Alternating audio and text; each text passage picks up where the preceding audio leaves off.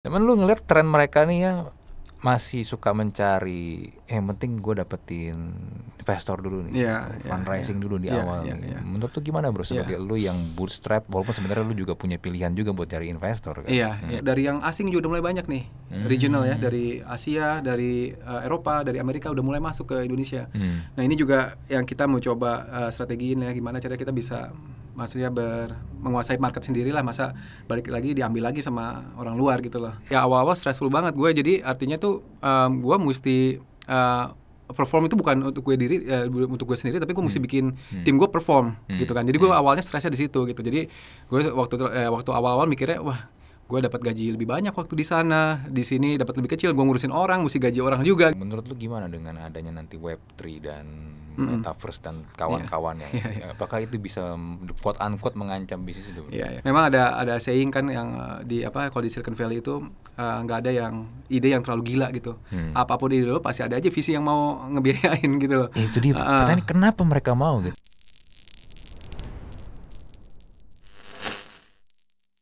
Selamat datang di Merge Room, kerja terus mati belakangan bersama gue Andri. Dan untuk episode kali ini gue ada kedatangan ini dari jauh, nggak jauh-jauh amat sih, tapi ya daerah Bintaro tadi ya. Kresna, CEO dari Elitery. Apa kabar bro? Alhamdulillah baik, gimana lo kabarnya? Ya baik bro, thank you udah datang hujan-hujan. Thank you, sama-sama. Gue lihat berita banjir depan. Iya tadi di daerah Wangsa sana ya. Waduh, gila, udah menyempatkan waktu ke sini hari Sabtu lagi ya. Sama-sama. It's an honor to be here. Gue suka baca konten-konten kalian, so gitu. It's finally see the person behind the scene ya. Iya. Thank you loh. Nah bro, gue ini sebenarnya menariknya begini nih. Di Elitery ini kan lu bikin cloud ini ya, bisnis lu basically itu is a cloud technology ya. Iya. Nah tapi sebelum gue masuk ke Elitery ini nih, gue pengen denger cerita background story lu dulu nih. Kan lu tadi di luar bilang lu pernah ini ya di San Francisco ya. Betul. Ini gimana bro? Sampai akhirnya kok lu malah pulang ke sini bikin Elitery? Iya. Jadi gue dulu kuliah di sana, dapat beasiswa ayah bunda. Udah kaget aja. Tenang. Gue pikir beasiswa tadi kan LPDP ya kan. Jauh lah, kita beda lah. Nah, terus dari lulus tahun 99 terus kerja di sana sampai 2007 gitu. Jadi 2007 itu pertama kali gue pulang pas banget umur 30 ya waktu itu ya gue. Di umur 30 gue aja tahun 2007 tuh. Nah, jadi sebenarnya yang pertama yang menginspirasi kenapa gue pulang, waktu itu tuh gue perusahaan yang waktu itu gue kerja itu kan dia juga startup sebenarnya. Jadi .com yang pertama bro, .com yang versi pertama tuh tahun 98 sampai 99, lalu tahun 2000 kan .com bust. Jadi gue dulu kerja di perusahaan namanya Insurance gitu ya, dia jual asuransi online gitu. Nah intinya gue di sana stay selama 12 tahun. Waktu gue mulai itu kurang lebih kita ada 60 orang pegawainya, dan by the time gue pergi itu kita udah 3.000. Jadi gue sempat ngalamin juga lah hektiknya di startup yang hyper growth segala macam gitu. Nah dari dulu tapi emang gue kerjanya di bidang, kalau sebenarnya cloud ini kan kata generik ya untuk menyampaikan suatu resource yang kita bisa pakai dari internet gitu ya. Nah kalau dulu sebutnya mungkin server, sysadmin, mungkin familiar ya, kayak gitulah. Jadi waktu itu network engineer, dulu namanya itu, kalau sekarang di Lamsam jadi namanya cloud engineer gitu. Nah selama gue kerja di sana, mungkin lo juga tahu ya, perusahaan India itu banyak banget jadi outsourcing di sana gitu. Jadi hampir 100%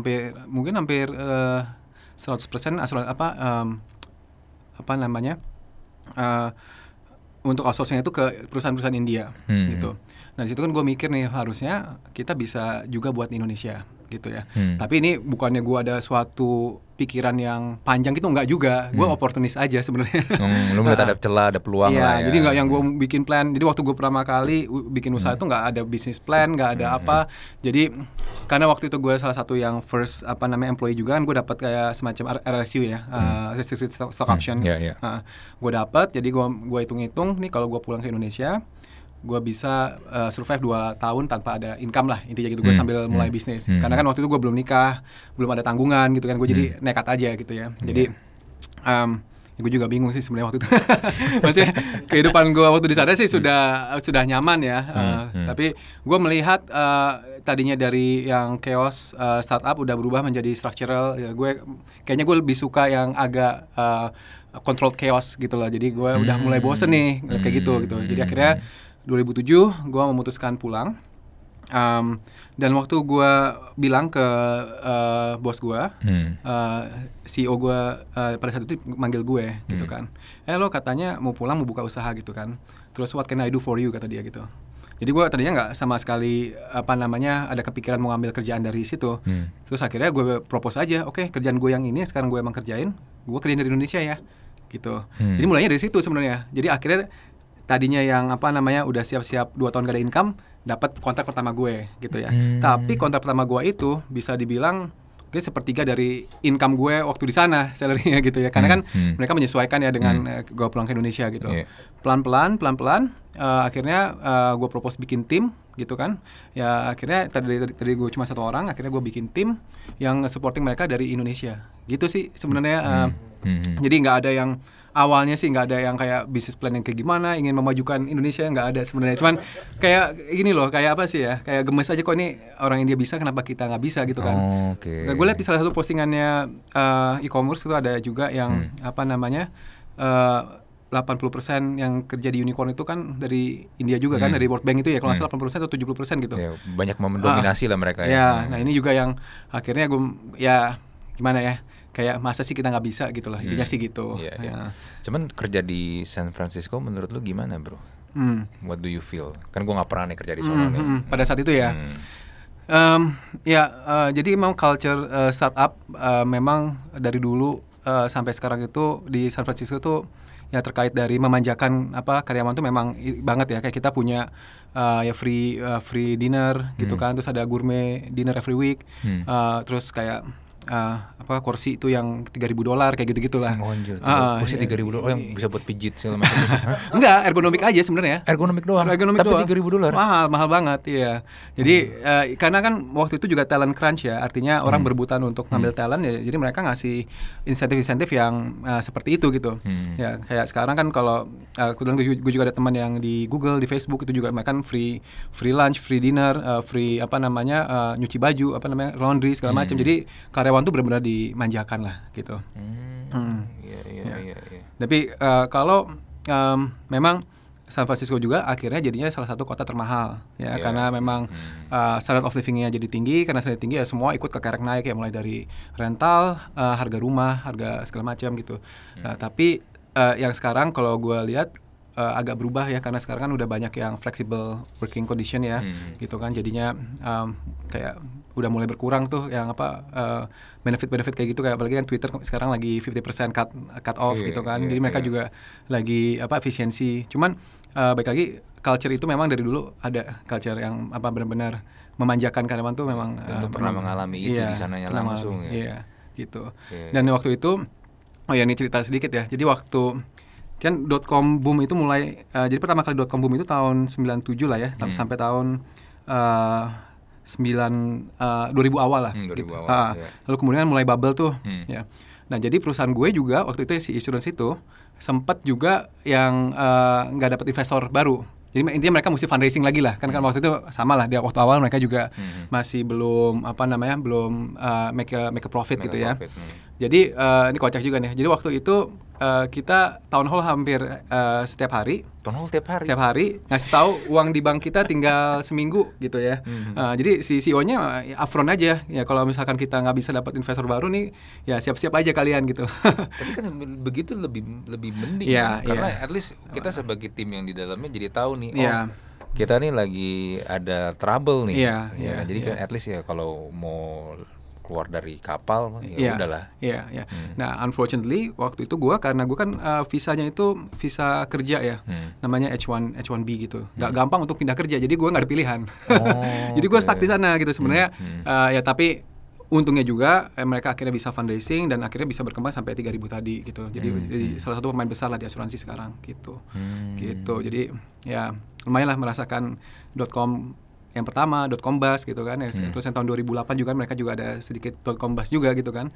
Ya waktu gue balik tuh 2007 tuh udah mulai tapering down, gue pulang gitu.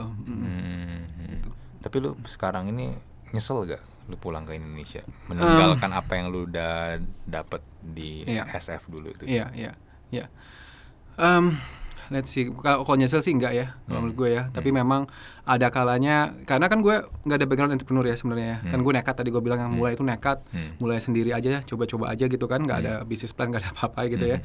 Jadi ya awal-awal stressful banget gue. Jadi artinya tuh gue mesti perform itu bukan untuk untuk gue sendiri, tapi gue mesti bikin tim gue perform gitu kan. Jadi gue awalnya stresnya di situ gitu. Jadi gue waktu awal-awal mikirnya, wah gue dapat gaji lebih banyak waktu di sana, di sini dapat lebih kecil, gue ngurusin orang, mesti gaji orang juga. Pernah ada kepikiran gitu, tapi nggak nyesel ya. Maksudnya ya part of the process lah ya. Maksudnya itu suatu yang memang mesti dijalanin aja sih kalau gue ya. Terus lu berapa lama bro prosesnya tadi yang lu pulang 2007 lu bikin tim lagi sampai akhirnya lu ada Elitery? Iya. Jadi Elitery-nya sendiri itu tahun 2012 mulainya. Jadi ketika Elitery ini gue mulai berpartneran lah. Jadi bisa dibilang yang real business experience gue itu sebenarnya waktu Elitery. Karena waktu yang pertama itu namanya Innotech ya. Karena gue udah ada captive market, jadinya gue nggak susah-susah jualan ibaratnya gitu loh. Udah dapat limpahan dari sebelumnya lah ya. Sebelumnya gitu. Jadi ya bisa dibilang waktu itu sempat kayak comfort zone juga gitu. Enak kan dolar masih tinggi, gue dapatnya income-nya dolar gitu kan. Tapi ya balik lagi ya, kayaknya memang gue nggak suka sesuatu yang udah terlalu settle. Ada kesempatan yang Elitery ini, gue akhirnya buat venture baru lagi gitu, bareng sama teman-teman gitu. Jadi walaupun sekarang sebenarnya udah merge ya, udah sama aja sebenarnya bisnis modelnya. Gitu. Nah terus basically itu Elitery itu ngapain sih bro sebenarnya? Jadi kalau kita bicara, kan mungkin sering ya sekarang dengar kata cloud gitu ya. Jadi kita itu kalau mau simpelnya tuh kayak semacam orang yang installin aplikasi di suatu sistem gitulah ya. Nah tapi yang membedakan itu kalau sistem yang kita manage itu yang diaksesnya oleh ratusan ribu orang, jutaan orang gitu ya per harinya atau concurrentnya gitu. Jadi nggak bisa cuma sembarangan deploy gitu. Nah jadi cloud itu sebenarnya kita kerjasamanya sama AWS ya, sama Google, GCP, sama Microsoft dan lain sebagainya lah. Jadi kita sebenarnya di porsi managed service-nya aja. Gitu. Oh, bukan lu yang punya infrastrukturnya. Bukan gue yang punya infrastruktur. Memang ada juga punya infrastruktur, tapi bagian kecil dari bisnis kita ya. Yang besarnya itu yang kita kerjasama dengan AWS dan Google gitu. Jadi kita ya memanage service untuk customer kita gitu. Oke. Tapi kan lu gimana caranya sampai bisa dapetin AWS ya? AWS kan basically itu dari Amazon kan ya? Iya benar. Google segala macam. Ya jadi oke, kalau cerita ya, jadi waktu Elitery itu waktu mulai itu kita sebagai perusahaan data center, ya data center yang fisik gitu ya. Memang waktu itu tuh ada suatu peraturannya PP 82 namanya kalau nggak salah, tahun 2012 yang akan mewajibkan semua perusahaan itu untuk menaruh datanya di Indonesia, gitu. Nah awalnya kita membuat itu karena ada opportunity itu, gitu. Nah tapi along the way kayaknya banyak resistensi dari market, akhirnya bisnis itu kurang berkembang pada awalnya gitu. Kalau sekarang sih udah mulai berkembang lagi ya bisnis data centernya. Jadi karena supply udah mulai banyak, karena orang melihat ada peraturan, tiba-tiba demand-nya nggak sebanyak yang dikira karena pemerintahnya nggak mendorong untuk implementasinya gitu. Nah kita sebagai pemain yang kecil, kita ya mesti mikir pivot dong gitu ya. Kita nggak bisa diem aja karena lawan-lawan kita memang yang kayak Telkom gitu, yang punya perusahaan-perusahaan besar yang duitnya banyak gitu. Nah jadi waktu itu kita meng-assess gitu ya. So what are we gonna do next gitu kan. Jadi di ekosistem infrastruktur itu kan ada yang namanya data center to fisik, ada yang namanya cloud provider seperti AWS, GCP gitu. Nah kita research dan kita tahu nih si yang pemain-pemain besar mau masuk Indonesia. Nah jadi dari situ kita udah bikin alignment bahwa kita nggak mau bikin sendiri nih, karena balik lagi kita mau compete sama di pocket perusahaan-perusahaan ini ya nggak mungkin lah kita ya mau lawan kayak mereka gitu. Ya akhirnya kita fokus ya, mulailah kita ngurusin partnership dengan AWS tahun 2017, lalu Google tahun 2019. Nah, fortunately gue nggak boleh ngomong fortunately sih ya, pandemi ya. Nggak boleh ya. Blessing in disguise. Blessing in disguise. Sorry. Yeah. di cut. Ya, jadi pada saat pandemi ini kan semua organisasi harus online ya, Iya, online. gitu kan. Jadi mereka harus naikin nih kapasitas CPU, kapasitas RAM, kapasitas storage-nya, gitu dalam waktu singkat karena mereka harus deliver service-nya online.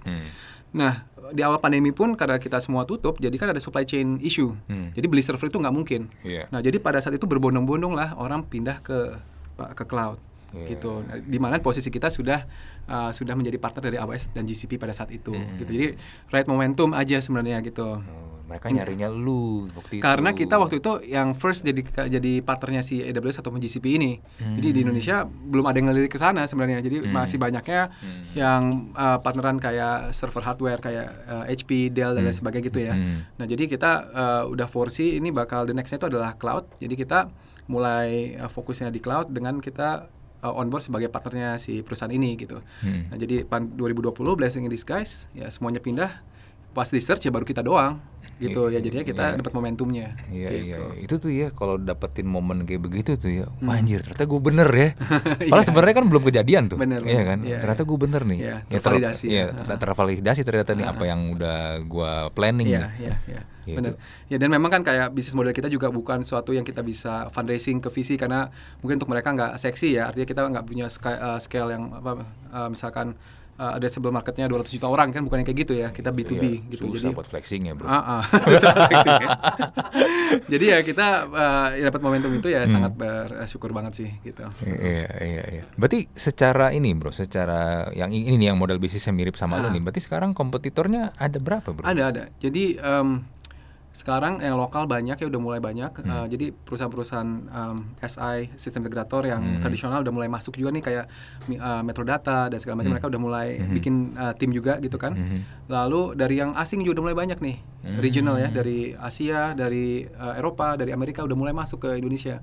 Nah, ini juga yang kita mau coba strategiin ya, gimana cara kita bisa maksudnya menguasai market sendiri lah, masa balik lagi diambil lagi sama orang luar gitu loh. Nah, gitu. Ini dia nih. Terus jadi gimana bro? Apa yang lu tawarkan nih? Karena kan balik lagi B2B itu mencari unique selling point itu kan susah kan ya, karena basically is a service kan. Benar. Jadi menurut gue kadang-kadang unique selling point itu overrated bro. Overrated. Wah, ini buat orang-orang marketing ya. ESP itu overrated tuh. Jadi ya ini B2B ya, maksudnya kita nggak bicara B2C. Kalau B2C bodo amat. B2C itu pasti beda lah. Jadi kalau menurut kita eksekusi yang paling penting.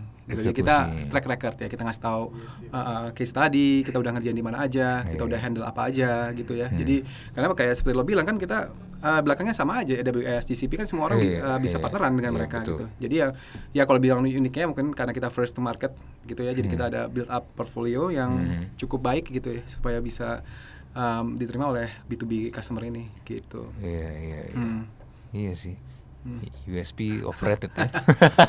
Gue setuju, tapi bener. Karena kan tadi di depan ya sebelum kita mulai recording kan kita sempat bahas tuh ya, B2B tuh mau diapain, mau di konten yang diotak-atik sedemikian rupa juga ya palingnya gitu lagi kan. Mau nggak mau memang harus. Pembedanya memang service yang lu berikan. Service excellence sebenarnya jadinya. Sama networking lu sih. Networking. Iya kan. Dua itu yang harus kuat kan. Betul. Gitu. Ya utamanya sih experience matters ya di sini, karena balik lagi belum banyak sebenarnya expertise lokal yang bisa tahu tentang cloud ini secara detail gitu. Nah, jadi kita ada di situ ada advantage juga, tapi di sisi lain pun kita melihat itu sebagai challenge di mana kita mencari talent ini susah banget gitu ya. Dan ketika kita akhirnya dapat, kita groom, akhirnya banyak dia dibajak sama teman-teman lain yang unicorn yang gajinya bisa banyaknya 2-3 kali lipat di offer gitu ya. Kita sebagai bootstrap company ya nggak bisa ngelawan yang kayak gitu. Akhirnya kita mesti grooming terus ya dia gitu. Iya. Nah, yang menarik gini bro, kan kemarin gue coba cari-cari ya, gue juga dapat informasi ini, lu tuh juga mengembangkan namanya Disaster Recovery Center, DRC. Iya. Nah, itu apa lagi bro? Iya. Jadi sebenarnya disaster recovery itu sudah banyak menjadi requirement ya, terutama untuk financial industry, banking, fintech, LKJNB, Lembaga Jasa Keuangan Non-Bank, ya, pemerintah pun mereka juga sudah harus ada. Ya. Intinya apa sih disaster recovery itu gimana si perusahaan itu punya plan untuk merecover service mereka ketika terjadi problem di main site-nya mereka.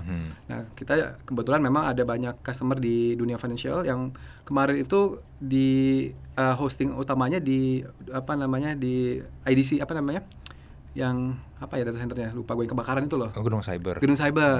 Ya, akhirnya waktu kejadian ya mereka switch over ke sistem kita gitu ya. Jadi intinya sih kita mereplikasi apapun yang mereka punya di main site-nya, kita replikasi ke sistem kita. Ketika ada issue, ya kita recover di yang second site-nya ini. Ini gitu. Jadi semacam backup gitu ya? Backup, ya. Jadi yang membedakan dengan backup, kalau backup itu biasanya belum termasuk merecovery datanya. Nah, kalau kita bedanya, kita sampai terlibat untuk merecovery datanya juga. Jadi kalau misalnya ada crash, data korup itu, lu bisa balikin lagi? Iya, betul. Jadi SLA kita ke customer, misalkan 1 jam datanya mesti balik gitu, tergantung dari customernya gitu ya. Ya itu yang kita lakukan. Ya, jadi kita manage mulai dari backupnya sampai recovery-nya gitu. Nah, ini berarti orang-orang, company-company ini mulai aware terhadap beginian? Iya. Jadi mulai aware karena didorong sama regulasi ya. Tapi memang kalau kita bicara disaster recovery ini, gue bisa analogikan tuh kayak asuransi ya. Orang ngerasa nggak perlu sampai kejadian gitu. Ya waktu awal-awal sih kita sangat struggling lah untuk jualnya gitu, karena orang ngerasa ngapain gue bayar segitu untuk sistem yang kemungkinan gue nggak akan pakai gitu ya. Nah tapi sekarang udah agak berubah mindsetnya karena tadi ya dari OJK udah ngeluarin peraturan, dari pemerintah juga ada ngeluarin peraturan gitu, jadi mendukung produk gue yang itu. Gitu. Oke. Nah di DRC sendiri ini nih pemainnya gimana?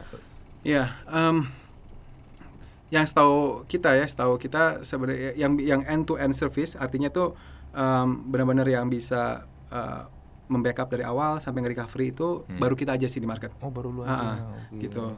Ya, tapi memang akhirnya yang pakai juga premium customer karena biasanya orang untuk hemat cuma backup doang gitu. Gitu. Tapi mereka dengan backup itu belum memastikan bisa di recover tuh datanya kalau mereka nggak ngetes segala macam gitu ya. Sebenarnya kalau gue lihat bro, secara bisnis lu ya, harusnya running cost lu nggak terlalu gede nih. Ya jadi running cost gue gede karena gue sekarang ibaratnya ada costnya si AWS dan GCP gitu. Jadi itu mungkin antara 80% lah costnya gue. Oh, dari keseluruhan cost lu? Iya, untuk yang cloud service providernya gitu ya. Nah, on top of itu gue juga kan ngasih additional service, managed service-nya. Jadi kalau itu ya bisa gue tambahin lagi di sana gitu. Tadi kan lu bilang company lu Elytr ini udah bootstrap. Berarti kan bootstrap ya. Berarti kan memang lu nggak raise fund ya. Berarti lu udah profitable nih. Alhamdulillah udah profitable. Memang dari pertama awal udah profitable. Enggak sih. Jadi karena dari awal itu kita kan tadi mau yang bisnisnya data center itu kan kita banyak capex ya. Tapi ketika kita pivot ya kita bisa bilang dari semenjak as of 6 tahun lalu sih kita udah profitable gitu. Ya, jadi ya kalau kita itu bukan pilihan nggak profitable. Iya. Lu B2B kalau nggak profitable tuh gimana? Berat ya. Berat kan? Nggak bisa. Kita ya jualan balik lagi, kalau jualan ke fundraising juga apa gitu kan, scale-nya nggak bisa yang bombastis soalnya gitu kan. Gitu. Cuman winter tech gini gimana bro? Harusnya kan kebanyakan customer lo nih harusnya customer lo adalah ya tech company juga kan, which is startup ini kan. Gimana nih kalau di jadi believe it or not sebenarnya banyak juga government agencies customer gue. Oh, government juga. Karena tadi itu ya pas 2020 pandemi mereka harus switch over ke online gitu kan. Jadi gue banyak di sana juga. Terus kalau kita bicara tech winter, kalau kita bicara cloud ini kan infrastruktur ya underlying di bawahnya. Jadi regardless of teknologi running on top, misalkan ada blockchain, ada apa, kebutuhan untuk ini sih masih akan terus ada. Memang di Q3 kemarin tuh kalau kita baca AWS ataupun GCP ataupun Microsoft, growth dari cloud bisnisnya berkurang, cuma berkurangnya nggak terlalu signifikan dan masih double digit di angka 20-an gitu loh. Jauh dibandingin dengan bisnis-bisnis mereka yang lain gitu. Bahkan untuk AWS bisa dibilang yang making profit for the company itu bisnis cloud-nya. Jadi for the foreseeable future sih gue melihat ini masih ya, karena balik lagi kan kalau nggak ada service ini nggak bisa jalan perusahaannya gitu ya. Ini kan bukan optional maksud gue. Jadi service gue tuh bukan optional, bukan nice to have, karena memang orang harus punya.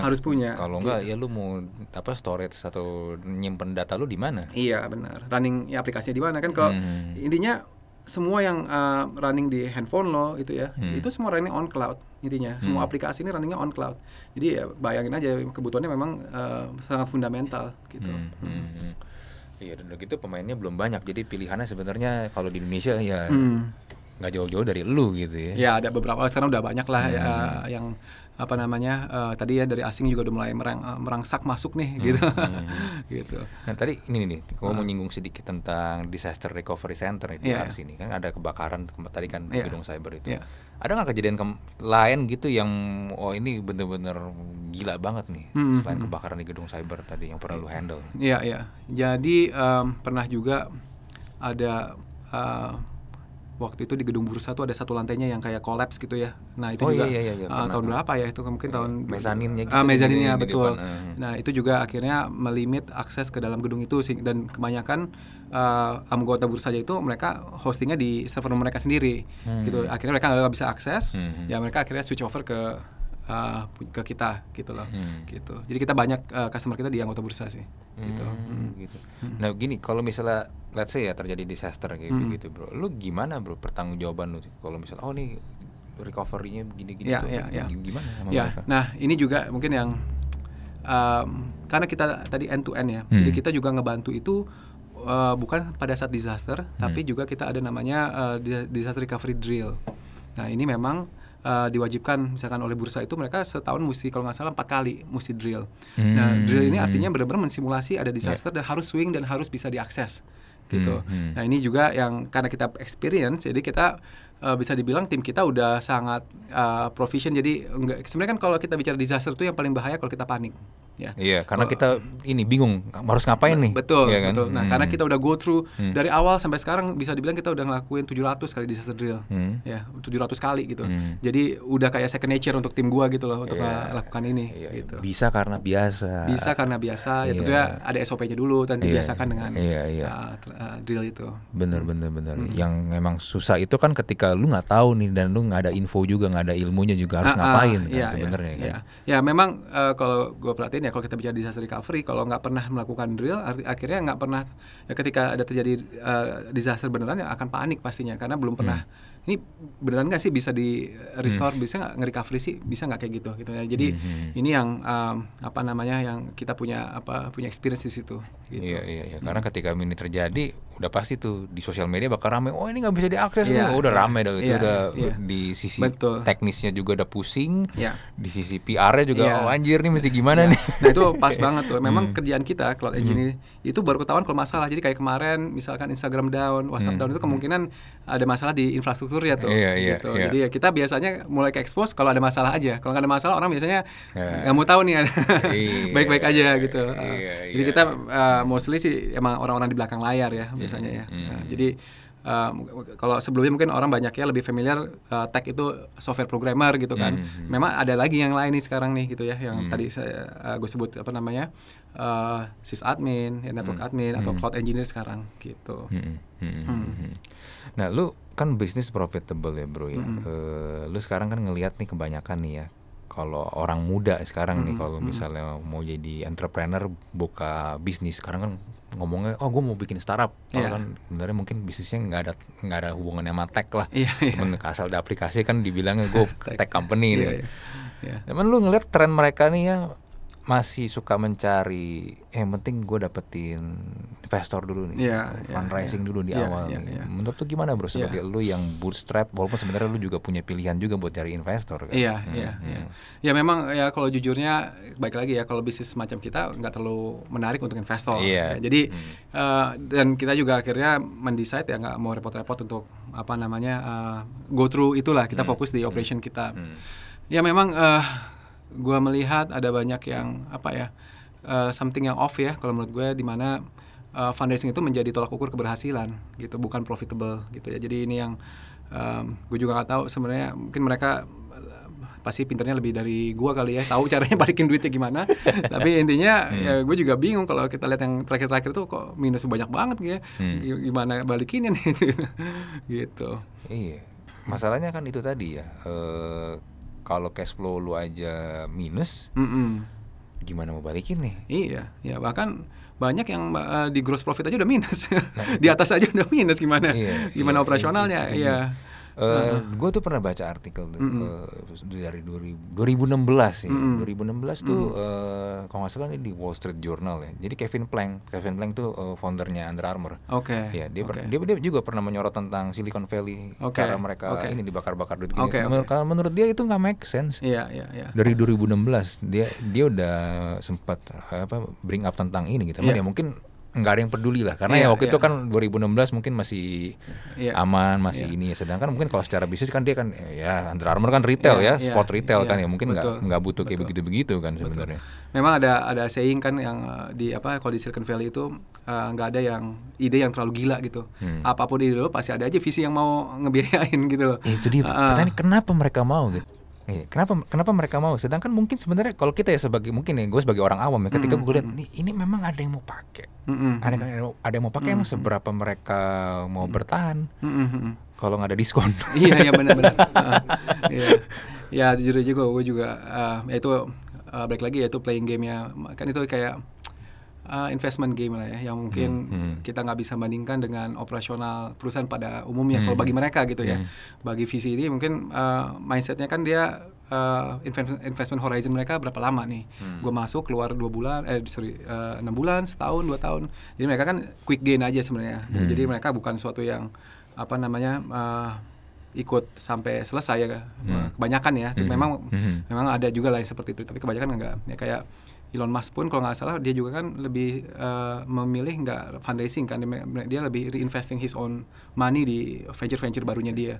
Kayak waktu dia jual PayPal, dia bikin SpaceX sama Tesla tuh hampir semua uangnya kan dia masukin lagi gitu.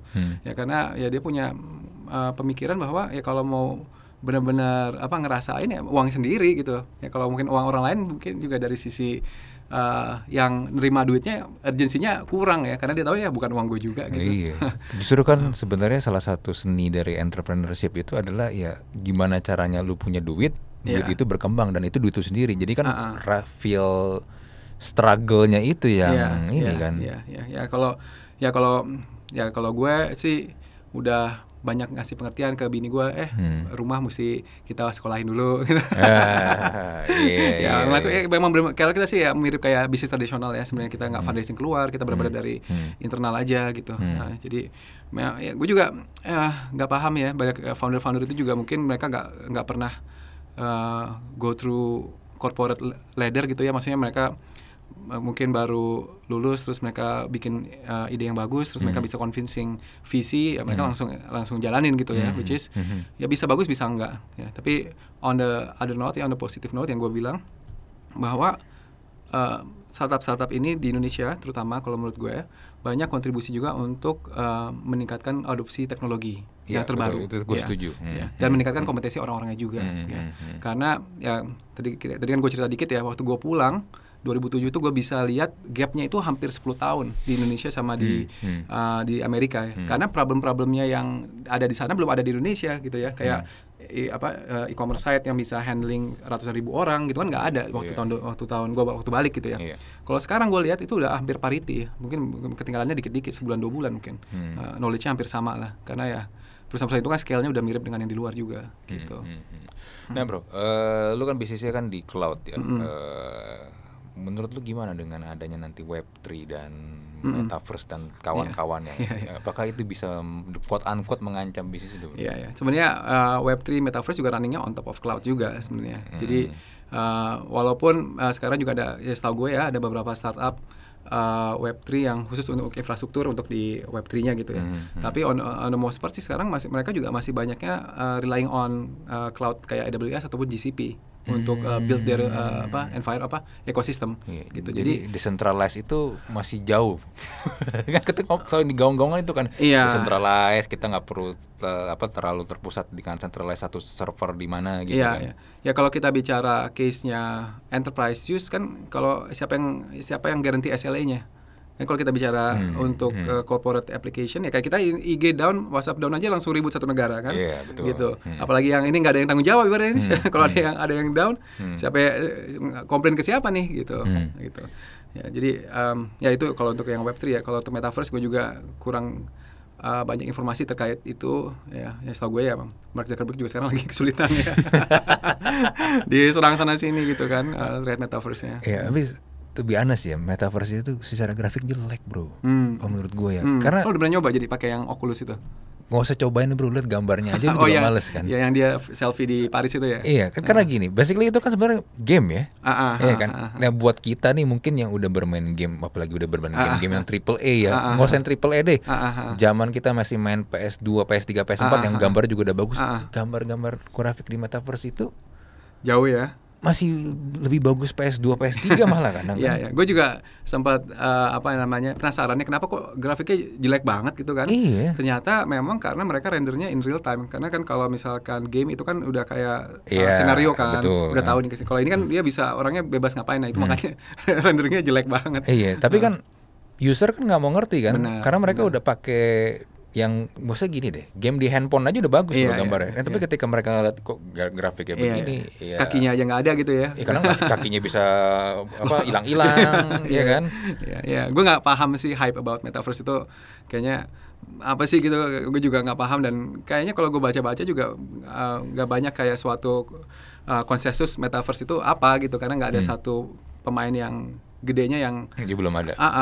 Waktu itu gue baca di artikel di mana gitu, ini Metaverse luar ya. Jadi mereka udah mengeluarkan menginvest sampai berapa miliar US dollar gitu. Lo tau nggak daily active usernya cuma 38. Iya. Yang si ini kan si Horizon. Iya. Si Meta kan. Iya, itu Horizon World ya. 38 mungkin juga orang dia juga yang main gitu, yang lain nggak ada yang peduli kali. Iya. Jadi ya memang kalau kita di bisnis kita elitary untuk cloud ini kita kan mainnya di infrastruktur. Jadi kalau kita bicara metaverse, blockchain itu kan layer di atasnya infrastruktur. Jadi kalau kita sebenarnya bisa tetap supporting itu semua gitu, masih bisa gitu. Bahkan metaverse kita gue yang sekarang ini masih tadi runningnya masih di GCP atau AWS sebenarnya yang sekarang ya gitu. Iya. Berarti balik lagi ya, konsep decentralized itu masih jauh lah ya, andai kan mau diterapin ya. Iya, ya maksudnya ya kalau kita bicara terkait ya tadi SLA gitu kan, kalau perusahaan kan perlu garansi terkait performance-nya kan. Kalau gitu siapa yang garansi? Gitu, berat juga. Bener juga sih. Ya inilah ya, kita lihat. Gue sih paling ya kayak gitu-gitu. Gue mah paling kalau gimana ya, gue tuh kalau buat early adoption gitu langsung gue cobain di awal-awal tuh gue agak kurang suka sih. Kalau gue pribadi ya. Karena ya balik lagi, lu dapetin barang yang belum bisa dipakai secara apa ya, komplit lah. Iya. Kayak lu dikasih mobil tuh setirnya tuh benar, belum ada ya kan. Setirnya mesti pakai kayak joystick, jangan-jangan. Iya. Ya masih ya very early adapter. Cuman ya for whatever reason si Mark sangat percaya dengan that idea ya. Iya sih, ya cuman ya kita lihat lah. Walaupun ini ya beberapa yang di lokal di Indonesia juga mulai ada yang coba-coba bikin juga sih. Iya. Ada sih yang terutama untuk yang G20 ini kalau nggak salah banyak nih udah kan. Kemarin kalau nggak salah IKN ada yang versi metaverse-nya gitu kan. Tapi ya waktu gue nonton di YouTube-nya, gue agak ini bedanya dengan animasi biasa kayaknya nggak terlalu jauh beda gitu loh. Iya, kita lihat lah. Karena juga secara gadget, secara equipment-nya juga mahal bro. Ya siapa sih mau 8 jam pakai kayak gitu kan, berat ya. Pusing loh. Pusing ya. Gue pernah coba ini kan waktu awal-awal Oculus itu baru muncul kan, dia tuh ada game kayak Avengers gitu kan. Jadi lu di awal itu tuh lu kayak lagi di pesawatnya Avengers. Jadi kalau lu mau maju, ya sebenarnya lu nggak perlu jalan, kaki lu nggak perlu jalan, cuman pokoknya asal lu fokus ke depan itu tuh nanti tuh dia taunya fokus ke depan gimana? Dilihat dari mata lo? Gua nggak tahu gimana, pokoknya kalau lu coba fokusin mata lu ke depan, gue jalan tuh, gue kayak lagi walking gitu. Nanti gue ke kanan, dia itu. Nengok kanan. Iya. Teman mungkin karena nggak biasa juga kali ya. Lo pusing juga. Iya pasti sih ya. Maksudnya kayak apa sih namanya kayak motion sickness ya jadinya ya. Iya, motion sickness. Apalagi kalau kan ada tuh beberapa virtual game gitu tuh yang pakai itu tuh yang kursinya juga digoyang-goyang. Iya, yang 4D apa segala. Temen gue pengen muntah-muntah main gitu. Di mana? Kok bisa muntah-muntah gitu? Ada tuh di mana Soho Central Park. Oh gitu. Yang Koreaan gitu tuh. Cuman gue nggak tahu sekarang. Ya, sekarang masih ada. Ya cuman gitu. Pusing habis itu dia. Kayak karena bangku lu digerak duduk dan lu kan secara ini kan mata lu melihat itu kayak terjadi di depan lu kan. Betul. Padahal kan sebenarnya enggak, cuman ya karena dibantu dengan bangku yang goyang-goyang ya udah akhirnya bikin dia jadi motion sickness bener. Ya, regardless sih interesting sih itu. Maksudnya kan ini kan kalau kayak mirip kayak Matrix ya nantinya gitu ya. Atau apa sih ada juga tuh yang Bruce Willis tuh apa namanya? Ada filmnya Surrogate. Kalau yang Surrogate itu kan dia apa? Imersif kan sama iya, masuk iya, situ. Iya, kan sebenarnya mirip kayak metaverse sekarang kan. Jadi kita cuma avatar doang kita yang jalan gitu. Ya ultimate-nya mungkin kayak gitu walaupun nggak tahu kapan ya. Ya menarik bro. Bisnis lu ini sebenarnya menarik tapi ya mungkin balik lagi ya karena tadi lu bilang B2B mungkin juga ya sorotan media mungkin susah. Tapi ya kalau nggak ada lu nih company-company yang banyak mendapatkan sorotan media ini bisa dibilang juga bisa susah juga nih buat ini. Ya memang by nature baik lagi kalau yang bisnis kita tuh memang orang belakang layar. Jadi kita jarang ke expose kecuali ada masalah. Baru deh gitu kan. Ketika ada masalah kayak pasti kita langsung jadi ke expose lah gitu. Kalau nggak ada biasanya nggak.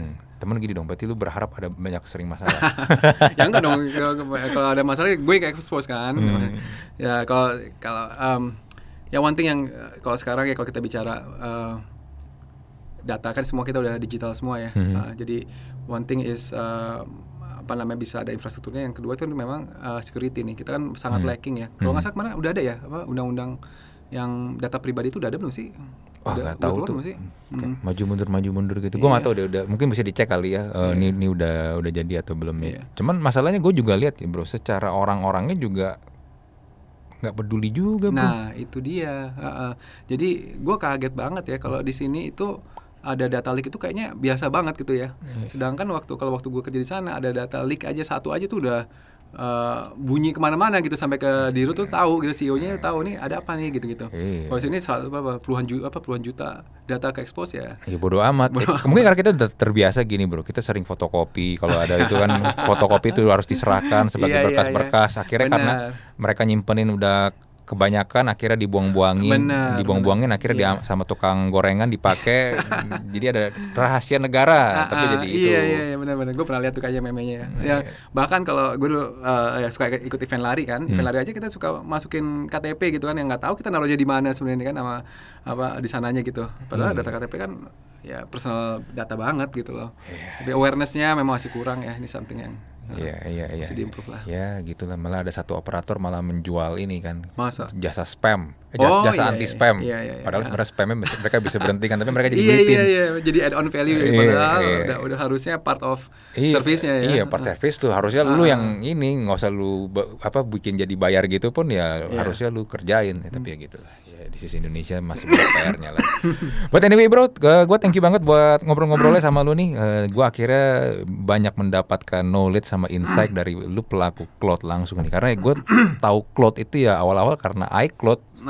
Iya kan iCloud apa nih kan dulu kan nyimpennya di storage di zaman gue masih pakai iPhone 3GS tuh kan udah mulai muncul kan. Ternyata makin kesini makin berkembang dan gila itu dipakai sama company-company memang yang butuh storage processing. Jadi intinya cloud itu tempat processing dan tempat menyimpan data secara online lah. Dan akhirnya banyak kepake. Gue pun juga akhirnya pakai juga sekarang. Gue juga thank you banget nih Bro Andri udah diundang di sini. Gue udah ngikutin juga cukup lama nih. Wah, thank you banget loh. Very honored tuh. Iya. Mungkin Anda adalah salah satu CEO yang nggak takut diundang ke sini. Masa sih? Malah bersemangat mau ke sini. Ya, sekali lagi gue thank you banget ya bro buat ini dan sukses ya buat Elitery-nya ya. Mudah-mudahan inilah bisa kasih added value lebih banyak lagi ya buat kemajuan teknologi di Indonesia ya. Amin. Thank you. Oke, gue tutup untuk Mushroom episode kali ini. Gue Andri dan Kresna dari Elitery. Mohon pamit, kita jumpa lagi di Mushroom episode berikutnya. Bye.